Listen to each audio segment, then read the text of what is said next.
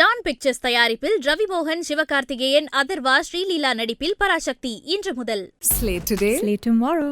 Next phase. Next is now. Shobha the family shop, OMR, Karapakkam, Mogappair, Thiruvanmiyur, D Nagar. Vijay sir even நீங்கள் ட்ரெய்லரில் கூட so அவரோட கட்சி சார்ந்து சில விஷயங்களே அவர் படத்தில் பேசுறதா இருக்கட்டும், இது எல்லாத்தையும் கட் பண்ணி தூக்க சொல்லுவாங்களோ என்னவோ அப்படிங்கிறதுக்காக நான் கேட்டேன். ஒரு பர்டிகுலர் எக்ஸாமினிங் கமிட்டி கம்ப்ளைண்ட் என்ன பண்ணிருக்காரு தெரியுமா மெம்பர்? ஒரே ஒரு கம்ப்ளைண்ட் தான். ஓம் என்ற ஒரு ரிலீஜியஸ் சென்டிமெண்ட் எதிராக இருக்கு இந்த படத்துல. என்ன பிளான்? அது அவரை டிஸ்டர்ப் பண்ணிடுச்சான். ஏன்பா ஓம் இல்லைன்னா ஐமீன் போட சொல்ல வேண்டியதானே? இன்னைக்கு ஏன் வந்து 15 நாள் வெயிட் பண்ணிட்டு 5ஆம் தேதி ஏன் மெயில கொடுக்குறீங்க? 5 நைட், 5ஆம் தேதி கூட கொடுக்கல, காலையில கொடுக்கல, 5ஆம் தேதி நைட்டு கொடுக்குறாங்க. ஏன் கொடுக்குறீங்க 5ஆம் தேதி நைட்டு? காரணம் சொல்லிட்டீங்கன்னா கொஞ்சம் ஈஸியா இருக்கும், அந்த படக்குழுக்கும் கொஞ்சம் ஈஸியா இருக்கும். இதுக்கு பின்னாடி சென்ட்ரல் கவர்மெண்ட் தான் இருக்கு அப்படின்னு சொல்லிட்டு நம்ம மு.க. ஸ்டாலினுமே அவர்களுமே வந்து ட்வீட் போட்டாரு. சிபிஎஃப்சின்றது ஒரு தனி நிறுவனம், தனி போர்டு. அது அந்த போர்டு எப்படி சென்ட்ரல் கவர்மெண்ட் சொல்றதை பண்ணோம் அப்படின்னு நம்மளால சொல்ல முடியும். சார் இப்போ 21ஆம் தேதி பாசிட்டிவான ஒரு ரிசல்ட் ஜனநாயகன் பக்கம் வந்தாலும் எப்போ சார் ரிலீஸ் பிளானுங்கிறது இருக்கும்? அட்லீஸ்ட் இவங்க சப்மிட் பண்ணிருக்காங்களே, அதை சப்மிட் பண்ணதை இன்னும் அவங்க அப்ரூவல் பண்ணல. வணக்கம் சார். வணக்கம். எப்படி சார் இருக்கீங்க? நல்லா இருக்கேன். அமெரிக்கால மிட் நைட்ல உங்ககிட்ட பேசிட்டு இருக்கேன். எங்க ஊர் மிட் நைட் 1:30க்கு நான் பேசிட்டு இருக்கேன். சந்தோஷமா. இன்னைக்கு நான் பராசக்தி படத்தை பார்த்தேன். ஒரு தமிழனா பெருமையோட உங்க கூட பேசணும்னு நீங்க கேட்ட உடனே ஒத்துக்கிட்டேன். ஏன்னா ரொம்ப பெருமையா இருக்கு. அண்ட் உண்மையிலேயே ஒரு அற்புதமான படைப்பு தமிழ் சினிமாவுக்கு வந்திருக்கு. எல்லோருமே தமிழர்கள் அனைவருமே கொண்டாட வேண்டிய ஒரு படைப்பா வந்திருக்கு. ரொம்ப சந்தோஷமா இருக்கு. கண்டிப்பா சார். ஒரு வருத்தம் சார், அதாவது இந்த டைம்ல நான் வந்து உங்கள்கிட்ட ஜனநாயகன் எப்படி இருக்கு, பராசக்தி எப்படி இருக்குன்னு கேட்டிருக்கணும். பட் பராசக்தி மட்டுமே ரிலீஸ் ஆயிருக்கு. சார், உங்களுக்கு இந்த பராசக்தியில ரொம்ப ரொம்ப பிடிச்சிருந்த ஒரு விஷயம் என்ன அப்படின்னா என்ன சொல்லுவீங்க? எனக்கு ரொம்ப பிடிச்ச விஷயம் என்னன்னா, இந்த காலகட்டத்தை நம்மளுக்கு பிரமாதமா ஒரு பீரியடுக்குள்ள கொண்டு போய் காமிக்கிறது ரொம்ப கஷ்டம் இந்த காலகட்டத்துல. அதாவது ஒரு 1960களில் எப்படி இருந்தது தமிழ்நாடு, எப்படி பல மாநிலங்கள், பல ரயில்வே ஸ்டேஷன் எப்படி இருந்தது அப்படின்னு கொண்டு வரணும்னா பல கோடிகள் செலவாகும். ஆனா அதை பத்தி எதை பத்தியுமே கவலைப்படாம, இவ்வளவு கோடிகள் செலவாகிறத பத்தி கவலைப்படாம டான் பிக்சர்ஸ் வந்து அவ்வளவு செலவு பண்ணி ஒரு அத்தன்டிக்கான முழுமையான ஒரு பிரமாதமான படைப்பை நம்மளுக்கு கொண்டு வந்து கொடுத்திருக்காங்க. அதுதான் இந்த மாதிரி ஒரு பீரியட் படம் நம்ம எப்ப பார்த்திருக்கோம்? தமிழ் சினிமால வந்து இந்த மாதிரி படம் பார்க்கணும்னா ரொம்ப ரேரா நம்ம ஒரு பீரியட் படத்தை பார்த்திருக்கோம். அதுவும் ஒவ்வொன்றுமே செட்டு, எல்லாமே செட்டு, வீடுகள் செட்டு, அந்த கடைகள் செட்டு, அந்த பஸ் எல்லாம் செட்டு, அது பிறகு ரயில்வே எல்லாம் செட்டு, எல்லாமே செட்டு போட்டு நம்மளுக்கு வந்து அந்த காலகட்டத்துக்கு நம்மளை கொண்டு போய் விட்டுட்டாங்க. அப்புறம் அவங்க போட்டிருக்கிற எல்லா காஸ்டியூமும் அந்த காலகட்டத்துக்கான காஸ்டியூம். இப்படி எல்லாமே நம்மளுக்கு ஒரு காலகட்டத்துக்கு கொண்டு போய் நிறுத்துனாங்க பாத்தீங்களா? அதுதான் இந்த படக்குழு வெற்றியா பாக்குறேன். நம்மளுக்கு ஒரு உணர்வுபூர்வமா ஒரு தமிழனா நம்மளுக்கு ஒரு பெருமைப்படக்கூடிய ஒரு விஷயத்தை கொண்டு வந்து கொடுத்திருக்காங்க. அதாவது பஞ்சாபி எடுத்தீங்கன்னு வச்சுங்களேன், ஜாலியன் வாலாபாக் படுகொலை பத்தி பேசுவாங்க எப்பவுமே. அங்க நடந்த ஒரு படுகொலை வந்து காலங்காலமா பேசப்பட்ட ஒரு படுகொலை. அவர் வந்து ஜெனரல் டயரை பத்தி பேசுவாங்க. அந்த மாதிரி இங்கே பொள்ளாச்சியில நடந்த ஒரு நிகழ்வு, 1962ல நடந்த ஒரு நிகழ்வு வந்து ரொம்ப அழகா எதுக்காக அவங்க பண்ணாங்க, மாணவர்கள் பண்ண போராட்டம் எதை குறிச்சு, அந்த போராட்டத்தை வந்து ரொம்ப கண்ணுக்கு முன்னாடி கொண்டு வந்து நிறுத்துறாங்க. அந்த போராட்டத்துல வந்து ஒரு பேலன்ஸ்டான வியூ எடுக்கிறாங்க. அந்த பேலன்ஸான வியூ தான் இந்த படத்துல ரொம்ப பிடிச்சது எனக்கு. பேலன்ஸான வியூனா அவங்க இந்தி வந்து எதிர்ப்பு பண்ணவே இல்லை. அவங்க ஹிந்தி நான் சொல்றாங்க, எல்லாருமே கத்துக்கணும் ஹிந்தி தான் சொல்றாங்க. நீங்களும் கத்துக்க ஹிந்தி, நானும் கத்துக்கிறேன். ஏன்னா அந்த மெயின் கேரக்டரான ஹீரோ வந்து ஹிந்தி கத்துக்கிறாரு. எதுக்குன்னா அவருக்கு வந்து டிடி ஜாப் கிடைக்கணும்னு, ரயில்வேல டிடி ஜாப் ஹிந்தி கத்துக்கணும்னு நினைக்கிறாரு. ஹிந்தி நாங்க யாருமே எதிர்ப்பு கிடையாது. இப்ப நானும் ஹிந்தி பேசுவேன், நான் ஹிந்திக்கு எதிரும் கிடையாது. ஹிந்தி திணிப்புக்கு தான் எதிரி நம்ம. அதாவது ஹிந்தி தெரிஞ்சாதான் உனக்கு வேலை கிடைக்கும், ஹிந்தி நீ பேசினாதான் இங்க இருக்க முடியும், ஹிந்தி படிக்கலன்னா உன்னால வந்து பேங்க் கூட வர முடியாது, நீ பேங்க்ல ஒரு டிரான்சாக்சன் பண்ண முடியாது, ஹிந்தி தெரியலன்னா நீ வந்து சென்ட்ரல் கவர்மெண்ட் எந்த ஆபீஸ்க்கும் வர முடியாது அப்படின்றதான் திணிப்பு. கண்டிப்பா ஹிந்தியில தான் போர்டு இருக்கும், ஹிந்தியில தான் போர்டு இருக்கும். நீங்க இப்போ நேஷனல் வே போறீங்க, நேஷனல் வேல ஃபுல்லா ஹிந்தியில போர்டு இருந்தா என்ன உங்களுக்கு தமிழ்நாட்டுல? ஒண்ணுமே புரியாது சார். நம்ம எந்த ஒரு இன்ஸ்ட்ரக்ஷன்ஸுமே பார்க்க முடியாது, எந்த ஒரு இதுவும் பார்க்க முடியாது இல்ல. இப்போ அவங்க வந்து வேணும்னா என்ன சொல்லலாம், நார்த் இந்தியால இருந்து கூட ராமேஸ்வரம் வராங்க, அவங்க எல்லாம் படிக்கணும்னா ஹிந்தியில தான் போடணும்னு சொல்லிட்டு எல்லாமே ஹிந்தியில இருந்ததுன்னா நம்ம என்ன ஆகும், நம்ம கதி என்ன ஆகும்? நீங்க ஹிந்திலயும் போடுங்க, இங்கிலீஷ்லயும் போடுங்க, தமிழ்லயும் போடுங்க. அதுதான் நம்ம கேட்டது. அதாவது ஒரு நீங்க பாத்தீங்கன்னா மைல்கல் எல்லாம் பாத்தீங்கன்னா இங்கிலீஷ்ல இருக்கும், தமிழ்ல இருக்கும். சோ அதுதான் வந்து அந்த காலகட்டத்துல போராடின மாணவர்கள் என்ன சொன்னாங்க, நீங்க திணிக்காத, ஒரு மொழி தான் தெரியணும், நம்மள வந்து அதாவது இந்தியர்களை மொத்தமா ஒருங்கிணைக்கிற ஒரே மொழி ஹிந்தி அப்படின்றது திணிக்காத, அதுவும் ஒரு மொழின்னு சொல்லு, தப்பு கிடையாது. ஹிந்தியும் இருக்கணும், இங்கிலீஷும் இருக்கணும். அதனாலதான் அப்ப வந்து பேரறிஞர் அண்ணா அவர்கள் முதல்வர் இருக்கும்போது அந்த ரூலை கொண்டு வராரு. இரு லாங்குவேஜ் மொழியை வந்து பிரைம் மினிஸ்டர் ஒத்துக்கிறாரு. பிரைம் மினிஸ்டர் ஒத்துக்கிட்டு அனௌன்ஸ் பண்றாங்க, 2 மொழி தான் எல்லா ஸ்டேட்டுக்கும், 3வது மொழின்றது ஆப்ஷனல் தான். ஆப்ஷனல் தான் 3வது மொழி. 2 மொழியை நீங்க சூஸ் பண்ணிக்கலாம். ஒன்னு ஆங்கிலம். ம். ஆல் ஓவர் இந்தியால கரஸ்பாண்டிங் மொழியா வந்து ஆங்கிலம் இருக்கும். இன்னொரு மொழி வந்து நீங்க சூஸ் பண்ணிக்கலாம் அப்படின்ற விதியை வந்து விட்டாங்க. அந்த ஓகே. மொழியா வந்து தமிழ்நாட்டுல தமிழ் அப்படின்றத அண்ணா அவர்கள் தேர்ந்தெடுத்துட்டாரு. அவர் ஓகே. சொன்னாரு நம்ம நாட்டுல தமிழும் இங்கிலீஷ் தான் இருக்கும் அப்படின்னு. இந்த முடிவு வந்தது காரணமே மாணவர்களுடைய போராட்டம் தான். ம். அந்த மாணவர்கள் தன் உயிரை பணயம் வச்சு அந்த காலகட்டத்துல அவங்க பணயம் வச்சு உயிரை இழந்து பல மாணவர்கள் போராட்டம் பண்ணாங்க. அரசியல்வாதிகள் போராடல, ம். அரசியல் கட்சிகள் போராடல. அந்த படத்துல ரொம்ப பிரமாதமா சொன்ன கருத்து என்னன்னா, ஏதோ ஒரு அரசியல் கட்சி இல்ல ஒரு அரசியல் டீம் வந்து இது போராடி நம்மளுக்கு வாங்கி தரல, நம்மளுக்கு ம். சுதந்திரம் வாங்கி தரல. சுதந்திரத்தை வாங்கி தந்தது ஒரு பர்டிகுலர் பார்ட்டி கிடையாது. பல பேர் சேர்ந்துதான் நம்மளுக்கு இந்திய சுதந்திரம் வாங்கி கொடுத்தாங்க. ம். அந்த மாதிரிதான் இத வந்து இந்த இந்தி திணிப்பு எதிரா ஒரு பெரிய மூமெண்ட்டை கொண்டு வந்து இந்தி திணிக்கவே முடியாத ஒரு சுச்சுவேஷனை கொண்டு வந்தது யாரு பாத்தீங்கன்னா மாணவர்கள் சமுதாயம். அந்த ஓகே. மாணவர்கள் சமுதாயம் வந்து தமிழ்நாட்டை சேர்ந்த மாணவர்கள் கிடையாது. தெலுங்கு மாணவர்கள், கர்நாடகா மாணவர்கள், கேரளா மாணவர்கள், பெங்காலி மாணவர்கள், மராட்டி மாணவர்கள் இவங்க எல்லாம் சேர்ந்து மொழி திணிப்புக்கு எதிரா ஒரு போராட்டம் பண்ணி ஒரு வெற்றியை கொண்டு வந்தாங்க. அதனாலதான் இந்த மாற்றமே வந்திருக்குன்றத ரொம்ப அழகா இந்த படக்குழு சொல்லியிருக்கு. கண்டிப்பா. அப்போ ஒரு படைப்பா நீங்க பார்க்கும்போது என்ன ஆகுதுன்னா, ஓ மை காட், இந்த அளவு மாணவர்கள் எல்லாம் ஒருங்கிணைஞ்சு அவங்களுக்குன்னு புறநானூறு ஒரு குரூப் உருவாக்கி அப்ப ம். பார்க்கும்போது எனக்கு திடீர்னு பார்த்தா அப்படியே இந்த படம் ரமணா படம் ஞாபகம் வந்துருச்சு. ஞாபகம் ஆ. இருக்கா ரமணா படத்துல? சரி. அவர் வந்து அதுவும் இதேதான். அது மாணவர்கள் எல்லாம் உருவாக்கி ஒரு டீமை உருவாக்கி அவங்க அது ஒரு காலகட்டத்து பிறகு என்ன பண்ணுவாங்க, அவங்க அந்தந்த ஊர்ல வந்து ஒரு கரப்ஷனுக்கு எதிராக ஒரு ம். மூமெண்ட்டை கொண்டு வருவாங்க. சோ அப்படியே எனக்கு தோணுச்சு, இப்ப ஒரு புறநானூறு ஒரு குரூப் இறங்கி அந்த குரூப் இப்போ தேவைப்படும் போது இறங்கிடுறாங்க, திருப்பி களத்துல இறங்குறாங்க. ஓகே. திருப்பி களத்துல இறங்கி லட்சக்கணக்கான மக்கள் கிட்ட இருந்து மெமரண்டம் வாங்குறாங்க. ம். இதை வந்து இம்ப்ளிமெண்ட் பண்ணக்கூடாது, நாங்க வந்து இந்திக்கு எதிரா, நாங்க வந்து திணிப்புக்கு எதிராக தான் சொல்றோம், திணிப்பு இந்தி ஓகே. கத்துக்கிறதுக்கு எதிர்ப்பா கிடையாது அப்படின்றத ரொம்ப அழகா மாணவர்கள் போராட்டமா ஆல் ஓவர் இந்தியா போராட்டமா நம்மளுக்கு காமிச்சு ஒரு சரியான வரலாற்றை நம்மளுக்கு பதிவு பண்ணியிருக்காங்க. ம். வரலாற்றுல என்ன நடந்தது அப்படின்றத சுதா கோங்கரா நம்மளுக்கு ரொம்ப அழகா அவங்களுடைய டெக்னிக்கல் குழு, ஆர்ட் டிபார்ட்மெண்ட், ஆர்ட் டைரக்ஷன், அதாவது ப்ரொடக்ஷன் டிசைனிங் சொல்லுவாங்க, சினிமாட்டோகிராஃபி, அது பிறகு மியூசிக், அது பிறகு காஸ்டியூம் டிபார்ட்மெண்ட், அப்படி எல்லாருமே அதோட பக்காவான நடிகர்கள். அந்த 4 நடிகர்களுமே இப்போ ஒருத்தர் நம்ம வந்து ஈக்குவலா எல்லாருமே ஈக்குவலா சொல்ல முடியும். அதாவது சிவகார்த்திகேயன் அவர்கள் அல்டிமேட் பெர்ஃபார்மன்ஸ் பண்ணியிருக்காருன்னா, ரவி மோகன் இன்னொரு அல்டிமேட் பெர்ஃபார்மன்ஸ் ம். பண்ணியிருக்காரு. அதர்வா வந்து நம்மளுக்கு ஒரு எனர்ஜெட்டிக்கான ஒரு ஒரு எனர்ஜி கொடுத்திருக்காரு படத்துல. ஸ்ரீலீலா பத்தி சொல்லவே வேணாம். அவங்க வந்து ம். அறிமுகமா தெரியல, பல படங்கள் நடிச்ச மாதிரி தான் இருக்கு தமிழ்ல. அந்த அளவு தமிழ் டயலாக் எல்லாம் அழகா பேசி கடைசியில தமிழ்ல இவ்வளவு பெரிய டயலாக் எல்லாம் பேசி அவங்க அற்புதமா அவங்க நடிச்சிருக்காங்க. இந்த 4 கேரக்டர் சுத்தி தான் படம் ஓடுது. இந்த ம். 4 கேரக்டருமே படத்துல வந்து டோட்டலா இன்வால்வ் ஆகி ஒரு கதை மாந்தர்களா வந்திருக்காங்க, சரி, சரி. கதாபாத்திரங்களாவே வந்திருக்காங்க. இதுதான் இந்த ஓகே. படத்தோட வெற்றியா பாக்குறேன்.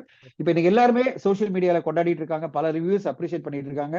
நான் இங்க வந்து கலிபோர்னியால படம் பார்க்கும்போது நாங்க ஒரு 60 பேர் படம் பார்த்தோம். எல்லாருமே இன்டர்வெல்லே கிளாப் அடிச்சிருந்தாங்க. ம். எங்க ஃபேமிலில அவங்க வந்து எல்லாருமே வெகுஜன படம் தான் பார்க்கணும்னு ஆசைப்படுவாங்க. எல்லாருமே ஜனநாயகன் படம் தான் ம். பார்க்கணும்னு ஆசைப்பட்டிருந்தோம். ஆனா இந்த படத்தை போகும்போது எப்படி இருக்கும் படம், இது என்ன ஒரு ஹிஸ்டாரிக்கல் படமா இருக்குமா, பீரியட் படமா இருக்கும் அப்படின்னு எதிர்பார்த்து வந்த என்னுடைய மகள்களும் சரி, நிறைய நண்பர்களுடைய ஃபேமிலியும் சரி, படம் பார்த்து முடிஞ்சோன்னே, என்ன டாடி இப்படி இருக்கு படம், ரொம்ப சூப்பரா இருக்கு, நான் ம். எதிர்பார்க்கவே இல்ல. எனக்கு உண்மையிலே இவ்வளவு தொலைவு தமிழுக்காக இவ்வளவு போராட்டம் நடந்திருக்கா, எனக்கு தெரியவே இல்லையப்பா அப்படின்னு என்கிட்ட பேசினாங்க. நான் ஓகே. சொன்னேன், இவ்வளவு ஈஸியா நீ தமிழ் பேசிட்டு இருக்கமா, இவ்வளவு ஈஸியா தமிழ்ல நம்மள தமிழ்நாட்டுல வாழ்ந்துட முடியுது. ஆனா இதுக்கெல்லாம் அந்த மாணவர்கள் பண்ண போராட்டம் தான் காரணம். அதை வந்து இந்த குழு அழகா நம்மளுக்கு வரலாற்றை பதிவு பண்ணியிருக்காங்க. வகையில தமிழ் சினிமால ஒரு பொண்ணு எழுத்துக்களால் குறிக்கப்பட வேண்டிய படம் மாதிரி ஒண்ணு வரும் இல்ல, ஒரு நம்மளுக்கு ஆ. வந்து காலங்காலமா நாயகனை பத்தி பேசுற மாதிரி நம்ம வந்து இந்த படத்தையும் கண்டிப்பா பேசுவோம். கண்டிப்பா. காலங்காலமா பேசப்பட்ட ஒரு படமா இந்த படம் இருக்கும், பராசக்தி. அதுக்கு இந்த படக்குழுவுக்கு நம்முடைய வாழ்த்துக்களை தெரிவிக்கிறேன். ஓகே. சார், படத்துல நெறைய இடங்கள்ல புறநானூற்று படை அப்படின்னு சொல்லும்போதெல்லாம், பெர்சனலா எனக்கு புறநானூறு அப்படின்ற அந்த அனௌன்ஸ்மெண்ட் தான் எனக்கு ஞாபகம் வந்துச்சு. சோசியல் மீடியால இன்னைக்கு நீங்க பார்த்தீங்கன்னா கூட, ஒரு ஆகச்சிறந்த படத்த சூர்யா அவர்கள் மிஸ் பண்ணிட்டாரோ அப்படின்ற ஒரு ஃபீல் ஆஸ் அ ஃபேனா நெறைய பேர் சொல்லிட்டு இருக்காங்க. இதுக்கு உங்களோட கருத்து என்ன சார்? இந்த கருத்தே சொல்ல வேணாம் தான் என்னோட கருத்து. ஏன்னா படம் நடந்துருச்சு, முடிஞ்சிருச்சு. இப்ப ம். உட்கார்ந்துட்டு அத கருத்து சொல்லிட்டு அது வந்து அவர் மிஸ் பண்ணிட்டாரு, இதெல்லாம் நம்ம வந்து ம். ஆளாளுக்கு ஒரு காரணம் இருக்கும். அந்தந்த காலகட்டத்துக்கு அது நியாயமா இருக்கும். சரி, ஓகே. அந்தந்த காலகட்ட நியாயம் தான். வாழ்க்கை என்பது அந்தந்த நேரத்தினுடைய நியாயம் தான். ம். அந்தந்த காலகட்டத்துல அவங்கவங்க பட்ட முடிவு தான் வாழ்க்கை. இந்த வாழ்க்கையில ஓகே. வந்து அது பண்ணிருக்கலாமே, இது பண்ணிருக்கலாமே அப்படின்றதெல்லாம் பண்ணாத போது அதை பத்தி பேசுறது வேஸ்ட். அதனால எதுவுமே நம்மளுக்கு இதனால இப்போ அவங்க எடுக்க நினைச்ச புறநானூறு படம் வேற, இப்போ ஓகே. வந்திருக்கிற படம் வேற. Actually okay. பாத்தீங்கன்னா அது சூர்யா அவர்களுக்காக ஒரு கதையை அவங்க பண்ணியிருப்பாங்க.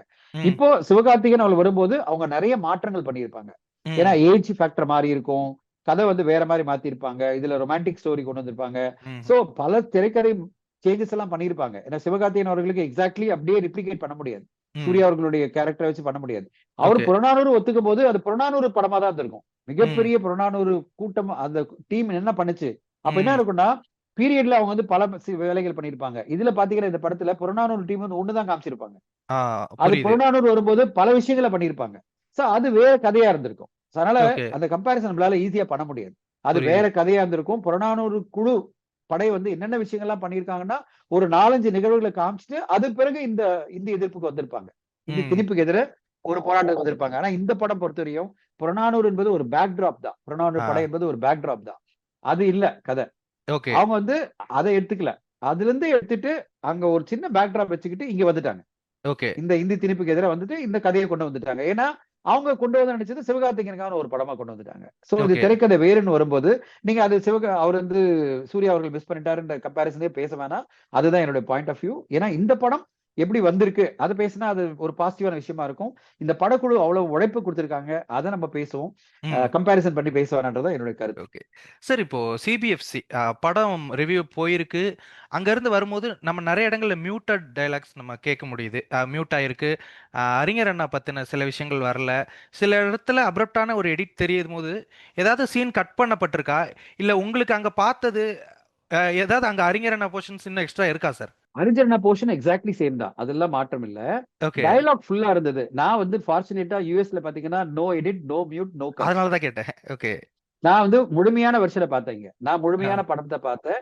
இன்வெர்ட் சிஜில எதுவுமே எரேஸ் பண்ணல. ஓ. எக்ஸாக்ட்லி நீங்க என்ன ஒரிஜினலா அவங்க எடுத்தாங்களோ அதுதான் இங்க காமிச்சிருந்தாங்க. ஆனா ஓ. நான் ஒரு முழுமையான படத்தை பார்த்தேன். இன்ஃபேக்ட் வந்து நான் அப்படியே இன்னைக்கு காலையில ஒரு நண்பர் இப்போ ஒரு 2-3 நேரத்துக்கு முன்னாடி ஒரு நண்பர் சொல்லும்போது, சார் இதெல்லாம் இல்ல சார், இதெல்லாம் நீங்க பார்த்திருக்கீங்க சார், நாங்க பார்க்கல சார் சொல்லும்போது, ஐயோ பரவாயில்ல நம்ம யூஎஸ்ல படம் பார்த்துட்டோம்னு ஒரு சந்தோஷப்பட்டேன். என்னன்னா ஓகே. கிட்டத்தட்ட ஒரு 25 கட் லிஸ்ட் ஆல்ரெடி நீங்க ஆ. பாத்தீங்கல்ல. அந்த 25 கட் லிஸ்ட் நீங்க ஒரு சில விஷயங்கள் படிக்கணும். எங்கெல்லாம் இதெல்லாம் அப்பியர் ஆகுதோ அதெல்லாம் எடிட் பண்ணுங்கன்னு போட்டிருக்காங்க ஒரு லைன்ல. அப்போ ம். அது வந்து படத்துல ஒரு 20 இடத்துல இருக்கு. ஆமா. அப்ப 25 கட்டு மட்டும் இல்ல. 25 பிளஸ் அந்த 20 ஆ. அப்படி டோட்டல் பண்ணோம். இப்படி சீரியஸ்லி. பல விஷயங்கள்ல இந்த படத்தை வந்து நிறைய இடத்துல வந்து மாடிஃபிகேஷன் அவங்க பண்ணியிருக்காங்க. ம். அதனால முழுமையான இங்க வந்து எப்படி நம்மளுக்கு உணர்வுபூர்வமான ஒரு படமா இங்க முழுமையான ஒரு படமா வந்திருக்கோ அந்த அளவு அங்க இல்ல. அதுக்கு காரணம் வந்து அவ்வளவு கட்ஸ் அவ்வளவு எடிட்ஸ் அவங்க பண்ணியிருக்காங்க. அது வந்து வேற வழி இல்ல. ரிவைசிங் கமிட்டி போன பிறகு இந்த டிமாண்ட் அவங்க வச்ச பிறகு இல்லைன்னு சொன்னா நம்மளுக்கு படம் வெளியாகாதுன்ற ஒரு காலகட்டத்துல வேற வழியே இல்லைன்னு அவங்க ஒத்துக்கிட்டு அவங்க பண்ணியிருக்காங்க. அப்படிதான் நீங்க பாக்கணும். ஏன்னா இந்த கண்டிப்பா. காலகட்டத்துல வழி இல்ல படத்தை கொண்டு வந்தணும்ல. ம். இப்ப போய் நான் ஆர்கியூ பண்ணியிருந்தேன்னா திருப்பி கோர்ட்டு கேஸ்ன்னு போயிருந்தேன்னா எங்க போய் நிக்கும் தெரியாது. அப்புறம் மிகப்பெரிய சிக்கலான ஒரு பீரியட் நோக்கி போயிட்டு இருக்கோம் நம்ம. என்னன்னா எலெக்ஷன் தமிழ்நாட்டுல வரப்போகுது. அந்த எலெக்ஷன் அனௌன்ஸ்மெண்ட் எப்போ வரும்னு தெரியல. பிப்ரவரியில வருமா மார்ச்ல வருமா தெரியல. ம். பிப்ரவரியிலயோ மார்ச்லயோ அனௌன்ஸ்மெண்ட் வந்த தேதியில இருந்து இந்த படத்தை வெளியிட முடியாது. 2 படத்தை வெளியிட முடியாது. ஓகே. ஜனநாயகம் வெளியிட முடியாது, பராசக்தி வெளியிட முடியாது. ஏன்னா அரசியல் கனோடேஷன் இருக்கிற எந்த படத்தையும் வந்து இந்த எலெக்ஷன் அனௌன்ஸ்மெண்ட் பீரியட்ல வெளியிட மாட்டாங்க. ஓகே. எலெக்ஷன் கமிஷன் அலோ பண்ணாது. அப்போ எல்லாருக்குமே ஒரு பிரஷர் இருக்குல்ல. இந்த ம். படக்குழுக்கும் அந்த பிரஷர் இருந்திருக்குல்ல. இப்ப கொண்டு வரல நம்ம மாட்டிப்போம். ம். இப்ப வழி இல்லாம சரி ஓகே எத்தனை கட்ஸ் கொடுத்தாலும் நாங்க வந்து ஏதோ ரிக்வெஸ்ட் பண்ணிருப்பாங்க. சிலர் வந்து எப்படியோ கன்வின்ஸ் பண்ணிருப்பாங்க. மோஸ்ட்லி அவங்க என்ன சொல்லியிருப்பாங்க முடியாது சொல்லிட்டு இந்த படம் ரிலீஸ் ஆகணும்னா நீங்க இதெல்லாம் ஒத்துக்கிறோம் சொல்லி அதை பண்ணியிருக்காங்க. சோ இவங்களும் ஓகே. வேற வழி இல்லைன்னு ஒத்துக்கிட்டாங்க. ஆனா பராசக்தி படக்குழுக்கு அவங்க அந்த ரிவிஷன் கமிட்டிக்கு டைமே கொடுக்கல. ம். இவங்களுக்கு கொஞ்சம் டைம் இருந்தது, அந்த டைம் இல்ல. அதனால வந்து இவங்க எப்படியோ தப்பிச்சு வெளில வந்துட்டாங்க. அவங்க ரிவிஷன் கமிட்டி டைம் இல்லாத தொட்டு அவங்க கோர்ட்டு போன உடனே கோர்ட்ல போயிட்டு இப்படி எல்லாம் போய் நீங்க பாத்தீங்க என்ன நடந்தது பாத்தீங்க. கடைசியில் என்ன பண்ணிட்டாங்க, ஒரு சிங்கிள் ஜட்ஜ் வந்து கிளியர் கட்டா சென்சர் சர்டிபிகேட் கொடுக்கணும்னு உத்தரவு கொடுக்குறாரு. ஆனா உடனே போயிட்டு கோர்ட்ல வித்தின் 20 மினிட்ஸ்க்குள்ள அப்பீல் பண்ணிட்டு மத்தியானமே ஹியரிங் வருது. அந்த கோர்ட் ஆர்டரே ஸ்டே பண்ணிடுறாங்க. இப்ப என்ன நடக்கும் அடுத்த கட்டமா பிளானே ஒண்ணு நடக்கலாம். அவங்க சுப்ரீம் கோர்ட் போலாம். இல்ல ம். சுப்ரீம் கோர்ட் போலன்னா 21ஆம் தேதி வெயிட் பண்ணி இங்க சீஃப் ஜஸ்டிஸ் முன்னாடி 2 பெஞ்ச்ல திருப்பி ஹியரிங் 21ஆம் தேதி வரலாம். 21ஆம் தேதி வந்து எப்போ ஜட்ஜ்மெண்ட் கிடைக்கும் யாருக்கும் தெரியல. இப்ப எப்போ ஓகே. படம் வரணும்னு தெரியல. சோ இப்படிப்பட்ட சூழ்நிலை அந்த படம் போய் லேண்ட் ஆயிருக்குன்னா அதுதான் காரணம். இப்ப வந்து நீங்க சென்சார் போர்டு எதிர போய் நின்னீங்கன்னா எவ்வளவு தொழில் சிக்கல்களை சந்திக்க முடியும் அப்படின்றதுக்கு ஜனநாயகன் படம் ஒரு உதாரணமா இருக்கு. ஓகே. சென்சார் போர்டுக்கு நீங்க ஏதாவது வகையில ஒத்துக்கிட்டீங்கன்னா எவ்வளவு தொழில் உங்க படத்தை சேஞ்ச் பண்ணிடுவாங்கன்றது பராசக்தி உதாரணமா இருக்கு. ஓகே. சார் இப்போ சென்சார் போர்டு வந்ததுக்கு அப்புறம் இப்ப ஜனநாயகனுக்கு 21ஆம் தேதி அந்த தீர்ப்பு சொல்ல போறாங்க. அது எப்படி வரும்னு தெரியல. மேக்ஸிமம் Feb 15க்குள்ள ரிலீஸ் ஆனாதான் உண்டா சார் ஜனநாயகன்? இப்போ எலெக்ஷன் அனௌன்ஸ்மெண்ட் பொறுத்துதான். இது வந்து ஓகே. பிப்ரவரி 15 நான் சொல்ல மாட்டேன். எலெக்ஷன் அனௌன்ஸ்மெண்ட் எப்போ வருதுன்னு யாருக்கும் தெரியல. இப்போ ம். எலெக்ஷன் அனௌன்ஸ்மெண்ட் வந்து இவங்க வந்து ஒரு ஸ்டேட் மட்டும் சொல்ல மாட்டாங்க. ஏன்னா 5 ஓகே. ஸ்டேட்டுக்கு எலெக்ஷன் இருக்கு. ம். கேரளா இருக்கு, வெஸ்ட் பெங்கால் இருக்கு, அஸ்ஸாம் இருக்கு அண்ட் தமிழ்நாடு இருக்கு. ம். எல்லா ஸ்டேட்டுக்கும் சேர்த்து தான் அனௌன்ஸ்மெண்ட் வரும். ஓகே. இப்ப எல்லா ஸ்டேட்டுக்கும் அனௌன்ஸ்மெண்ட் வரும்போது சப்போஸ் பிப்ரவரியில அனௌன்ஸ் பண்ணிட்டாங்கன்னா 10ஆம் தேதிக்குள்ள அண்ட் ஓகே. உடனே எலெக்ஷன் நோட்டிபிகேஷன் அனௌன்ஸ் பண்ண உடனே எலெக்ஷன் கமிஷன் டேக் ஓவர் பண்ணிடும் ஸ்டேட் அட்மினிஸ்ட்ரேஷனை. ம். அது பிறகு யாருமே ஒண்ணுமே பண்ண முடியாது. நீங்க வந்து ஓகே. எந்த அரசாங்கமே யாருமே இன்வால்வ் பண்ண முடியாது. கோர்ட்ல வந்து சர்டிபிகேஷன் கொடுத்தாலும் நீங்க வந்து திருப்பி போயிட்டு இங்க எலெக்ஷன் கமிஷன் கிட்ட உத்தரவு வாங்கணும் ரிலீஸ் ம். பண்ணணும்னா. ஒரு ஓகே. வீடியோ போனா கூட நீங்க வந்து சர்டிபிகேட் வாங்கணும் எலெக்ஷன் கமிஷன் கிட்ட. ஓ! அப்படி இருக்கும்போது படத்தை எப்படி விடுவாங்க? சார் அதுதான் அவங்களோட அப்போ மோட்டோவா? விஜய்க்கு எதிரா? இருக்கலாம். இப்ப வந்து படத்தை டிலே பண்ணிட்டே இருந்தோம்னா ம். எலெக்ஷன் அனௌன்ஸ்மெண்ட் வந்துரும். எலெக்ஷன் வந்தா படம் ரிலீஸ் ஆகுது. ஓகே. மேபி அந்த புரியல. பொலிட்டிக்கல் அஜெண்டாவ கட் பண்ணி தூக்கிட்டா ரிலீஸ் பண்ணிக்கலாம்னு சொல்லிருவாங்களா? இல்ல பொலிட்டிக்கல் அஜெண்டா அந்த படத்துல அதெல்லாம் கிடையாது. அதனால கிடையாது. இது ஓகே. பொலிட்டிக்கல் ரீசன்னால பண்றாங்க. பொலிட்டிக்கல் ரீசன்னால ஏதோ நடந்துட்டு இருக்குங்க. ம். பொலிட்டிக்கல் ரீசனால ஏதோ பேக்ட்ராப்ல ஒண்ணு நடந்துட்டு இருக்கு. அது என்னன்னு தெரியல நம்மளுக்கு ஓகே. உண்மையே தெரியாத போது நம்ம பேச முடியல. ஆனா ஒரு காரணத்தினாலதான் இவ்வளவு தொலைவு வந்து இந்த படத்துக்கு தடை வந்துட்டே இருக்கு. அதாவது ம். தடுக்கணும்னு நினைக்கிறாங்க. எப்படியாவது வந்து ரிலீஸ் தேதியை போஸ்ட்போன் பண்ணணும்னு நினைக்கிறாங்க. ஓகே. போஸ்ட்போன் பண்ண பிரச்சனைகள் அதிகமாகும் இந்த படத்துக்கு. என்னன்னா ம். ரிலீஸ் என்பது நான் சொல்ல போற எலெக்ஷன் அனௌன்ஸ்மெண்ட் நோக்கி போயிடும். ம். எலெக்ஷன் நோக்கி போயிடுச்சுன்னா மாட்டிக்கும் படம். ஓகே. சார் இப்ப நான் சோ பொலிட்டிக்கல் அஜெண்டான்னு ஏன் சொல்றேன்னா, விஜய் சார் ஈவன் நீங்க ட்ரெய்லர்ல கூட அந்த பொலிட்டீஷியன்ஸ் நெறைய பேத்துக்கு அட்வைஸ் பண்ற மாரியா இருக்கட்டும், தென் அவரோட அந்த கொடி சிம்பலே வந்து சிம்பாலிக்கா ரெப்ரசென்ட் பண்ற மாரியான இடமா இருக்கட்டும். ஸோ அவரோட கட்சி சார்ந்து சில விஷயங்களே அவர் படத்துல பேசாததா இருக்கட்டும். இது எல்லாத்தையும் கட் பண்ணி தூக்க சொல்லுவாங்களோ என்னவோ அப்படிங்கிறதுக்காக நான் கேட்டேன். இல்ல ரிவிஷன் ஓகே. கமிட்டி இப்ப வந்து அதெல்லாம் அவங்க சொல்லவே இல்ல. இப்போ ஓகே. ஒரு பர்டிகுலர் எக்ஸாமினிங் கமிட்டி கம்ப்ளைண்ட் என்ன பண்ணிருக்காரு தெரியுமா மெம்பர்? ஒரே ம். ஒரு கம்ப்ளைண்ட் தான். ஓம்ன்ற ஒரு ரிலீஜியஸ் சென்டிமெண்ட் எதிரா இருக்கு இந்த படத்துல. அதாவது ஆ. வில்லன் வந்து பாபி ஆமா. தேவல் சொல்றாரு பாத்தீங்களா? ம். அது அவரை டிஸ்டர்ப் பண்ணிடுச்சான். ஓம்ன்றது பெருசா டிஸ்டர்ப் பண்ணிடுச்சான். ஏன்பா ஓம் இல்லைன்னா ஐமின் போட சொல்ல வேண்டியதானே? யார் ம். வேணா சொன்னா? அதுக்கு பிறகு வந்து அந்த எம்பளம் ஏதோ அவர் பாதிச்சிச்சான். ஆர்மி ம். எம்பளம். ஐயா ம். அந்த எம்பளத்தை erase பண்ணிட்டு விஎஃப்எக்ஸ்ல மாத்தி போட்டுறேன் அப்படின்னு சொல்லியிருப்பாங்க படக்குழு. அதை ம். முதல்ல சொல்லி தொலைக்க வேண்டியதானே? ஓகே. ஏன் 5ஆம் தேதி வந்து சொல்றீங்க? அதுதானே பிரச்சனை. ஓகே. இப்போ நீங்க கட் லிஸ்ட் கொடுக்குறீங்க. 25, 27 கட் லிஸ்ட் கொடுத்திருக்காங்க அந்த படத்துக்கு. 27 கட் லிஸ்ட் இருக்கு. ஓ! ஜனநாயகன் படத்துக்கு. ம். இந்த 2 கட் லிஸ்ட் ஆட் பண்ணிட வேண்டியதுதானே? யார் வேணா சொன்னாங்க? புரியுது. நீ இப்ப என்ன உங்களுக்கு பாதிக்கப்பட்டது அந்த மெம்பர் சொன்னது என்ன தெரியுமா? 2 தான். Religious okay. சென்டிமெண்ட் எதிரா ஓம்ன்ற வார்த்தை அதை வந்து யூஸ் பண்ணியிருக்காங்க. ம். வில்லன் வந்து அதாவது அந்த ஒரு அசைன்மெண்ட் மிஷனுடைய பேரு ம். ஓமா. ஆ. அந்த ஆமா. மிஷன் அது வந்து ரிலீஜியஸ் சென்டிமெண்ட் எதிர்க்குன்னா அது டப்பிங்ல மாத்த வேண்டியதுதானே ஐமின்னு. ம். அதுக்கு பிறகு சிம்பிளா ஒரே விஷயம் தான் அவர் சொல்றாரு வந்து இந்த மாதிரி ஆர்மி வந்து இவங்க யூஸ் பண்ணிட்டாங்கன்னா அது எந்த ஆர்மின்னு இவங்க ஃபிக்ஷனலா ஆர்மி சொல்லிட்டா முடிஞ்சு போச்சு. ம். இதை வந்து ஈஸியா கட்லிஸோட ஆட் பண்ணிருக்கலாமே. இதுதான் என்னோட பாயிண்ட். ஓகே. அந்த மெம்பரே வந்து மறந்து போயிருந்தாலும் 2 நாள் கழிச்சு சொல்லிருக்கலாம்ல. நான் ம். கட் லிஸ்ட்ல நீங்க ஆட் பண்ணுங்க, இந்த 2 லிஸ்டையும் ஆட் பண்ணுங்க, தயாரிப்பாளர் சொல்லுங்கன்னா தயாரிப்பாளர் 22ஆம் தேதி 24ஆம் தேதி இந்த லிஸ்ட் அடிஷனலா 2 லிஸ்ட் வந்ததுன்னா அதையும் சேர்த்துட்டு 26ஆம் தேதி சப்மிட் பண்ணிருக்க போறாரு. ஓகே. 30ஆம் தேதிக்குள்ள சர்டிபிகேட் கொடுத்திருந்தா 9ஆம் தேதி படம் வந்திருக்கும்ல.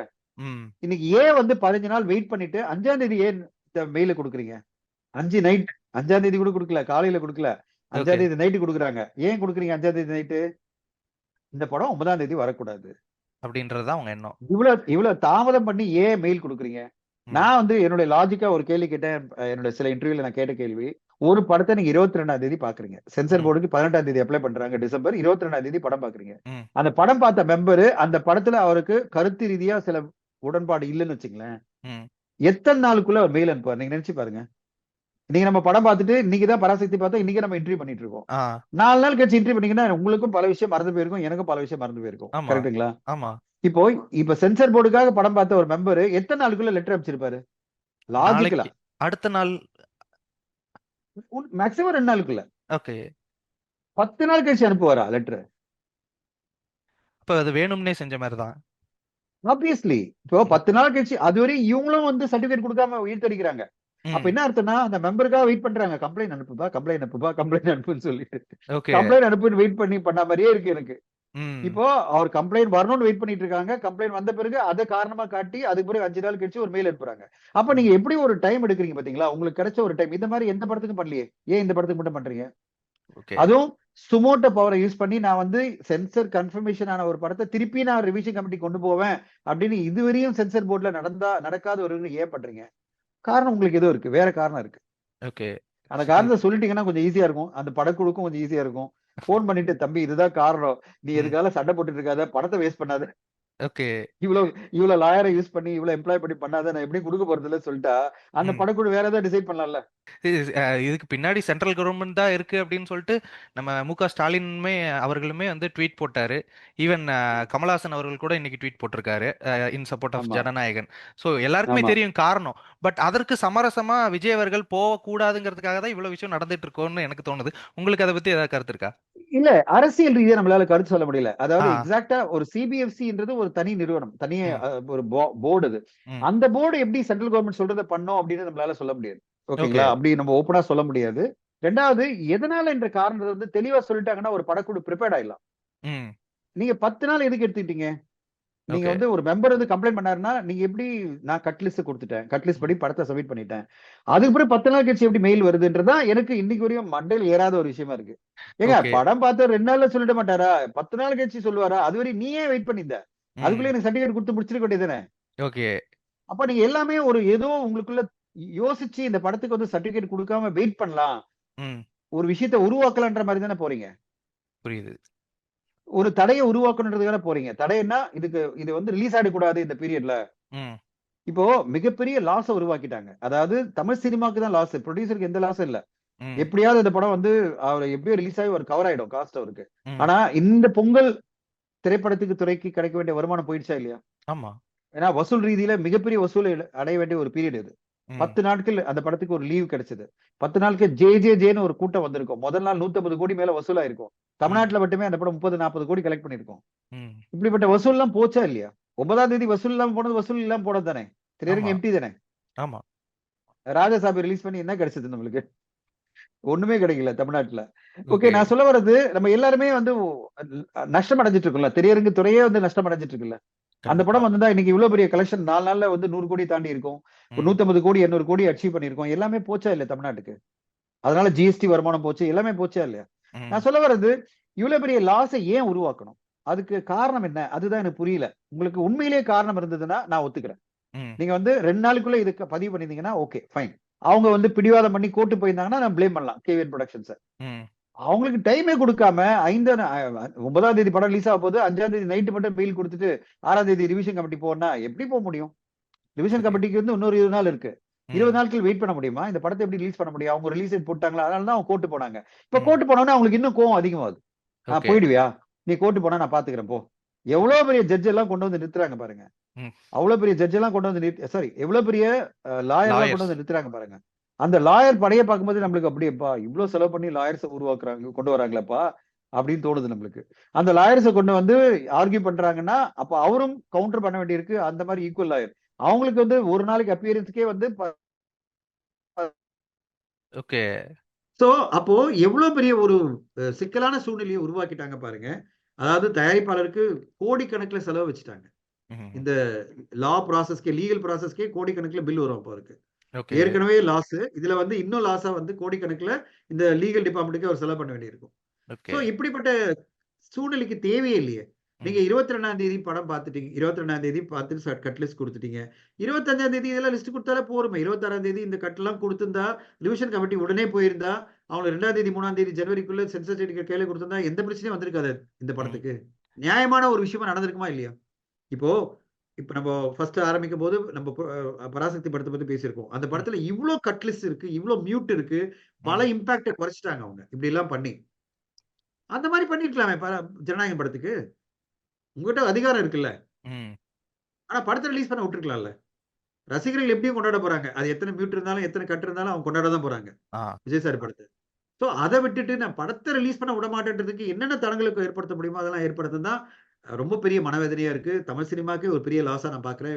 ஹோல் இண்டஸ்ட்ரியே ஷாக்ல இருக்கு. ஓகே.